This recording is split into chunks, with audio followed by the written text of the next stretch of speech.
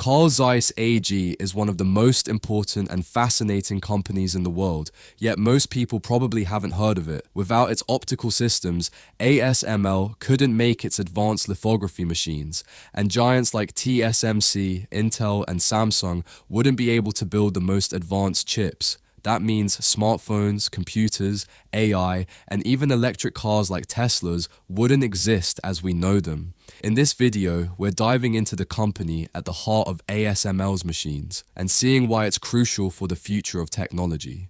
Zeiss's story starts in 1846 in the small German town of Jena. Carl Zeiss, an expert in optical instruments, opened a workshop making microscopes, repairing university lab equipment, and building scientific instruments like lenses and thermometers. At that time, making lenses was mostly trial and error, with no real quality control. That changed in 1866 when Zeiss hired a young physicist called Ernst Abbe, who was just 26 years old.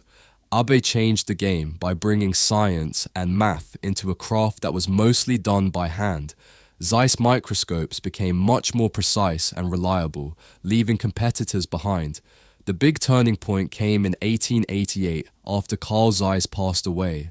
Abbe took charge and put the company into the Carl Zeiss Foundation, created to ensure its continuity, reinvest profits in research and take care of employees, and keep the company free from private owners or shareholders, a unique model that still exists today. But Zeiss's story isn't just about science and progress. Soon, it would be pulled into the biggest conflicts of the modern era.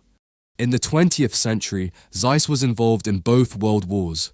During World War I, it made binoculars and gun optics for the German military. In World War II, all production went to weapons. The company used thousands of forced laborers, including prisoners of war, Jews, and other minorities, following Nazi policies. After 1945, Zeiss became a prize sought by both the USA and the Soviet Union. The company was split. The Americans took about 77 of the top employees to Oberkochen, creating Carl Zeiss AG in the West, while the Soviets deported 275 workers and some machinery to Jena, forming VEB Zeiss Jena in the East. In the West, Carl Zeiss AG thrived in the free world, while VEB Zeiss Jena became a benchmark in the East. The two even competed in space photography, capturing images of the moon during Cold War missions. After the Berlin Wall fell in 1993, the two companies reunited, resuming innovation in microscopy, medical equipment, and semiconductors, while keeping the unique foundation model. Now, let's focus at the role of Zeiss in ASML's success, which is the main topic of this video. Zeiss started working in semiconductors in 1968, supplying optical systems for circuit printers. It was still a small market, but it showed the company's ability to design optics for extremely precise patterns.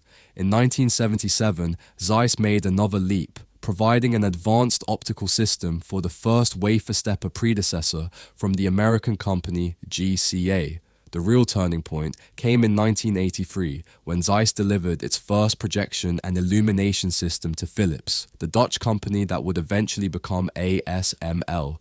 Back then, ASML was just a division of Philips, focused on developing wafer steppers. Meanwhile, Nikon and Canon had just released their first lithography machines, which would make them industry leaders through the 1980s and 1990s. In 1984, ASML was officially founded in Veldhoven, Netherlands, as a joint venture between Philips and ASM International. 2 years later, the partnership with Zeiss was formalized. In 1986, the ASML's PAS 2500 stepper hit the market, equipped with Zeiss lenses capable of 0.7 micrometer resolution, a big deal at the time. The collaboration grew over the next decade. In 1994, Zeiss created the Semiconductor Manufacturing Technology, SMT Group, focused solely on chip optics, with ASML as its most important client. The late 1990s brought another breakthrough, DUV immersion lithography, which allowed smaller chips without changing the light wavelength. In 2001, ASML launched the TwinScan DUV machine, boosting productivity by working with two wafers at the same time. Zeiss provided the lenses that made it all possible. This collaboration was crucial. Over the years, it helped ASML surpass Nikon and Canon, becoming the world leader in lithography machines.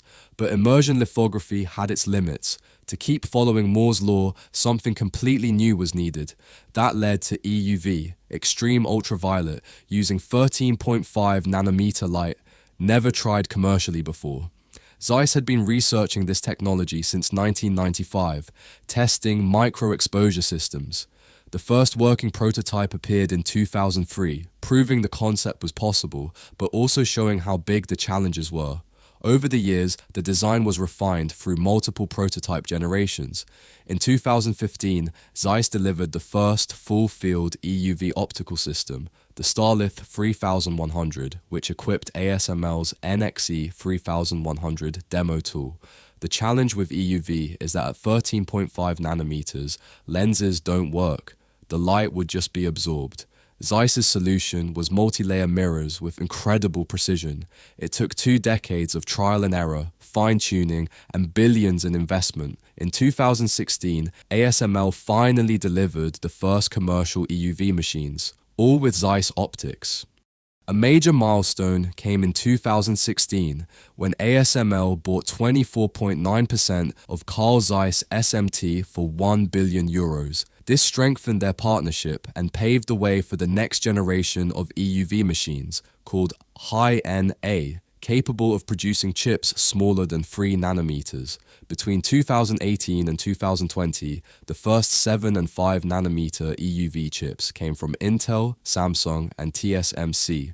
Zeiss ASML collaboration was responsible for about 80% of global production of these chips. From 2021 to 2024, focus shifted to high-NA EUV. Zeiss developed mirrors with near-atomic precision, essential for sub-3 nanometer nodes.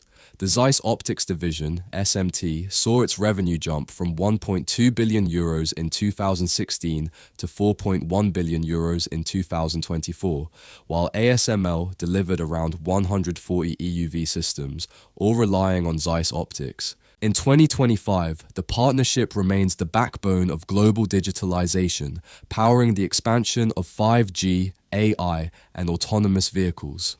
Today, the ASML and Zeiss partnership is seen as unbreakable. Terminating it would need 3 years' notice, something no one even considers. More than a business deal, it's a technological revolution. Together, the companies defeated historical rivals like Nikon and Canon, built a monopoly in EUV lithography, and support a semiconductor market expected to exceed $1 trillion by 2030. Without Zeiss, ASML couldn't make its machines. Without both, the modern world wouldn't work.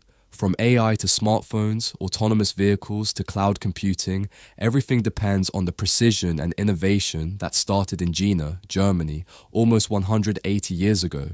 Zeiss's story shows that vision, science, and smart management can withstand time, wars, and competition, shaping the future of global technology. Thanks for watching. What do you think about Zeiss's role in ASML's success? Comment below. And don't forget to like and subscribe. See you in the next video.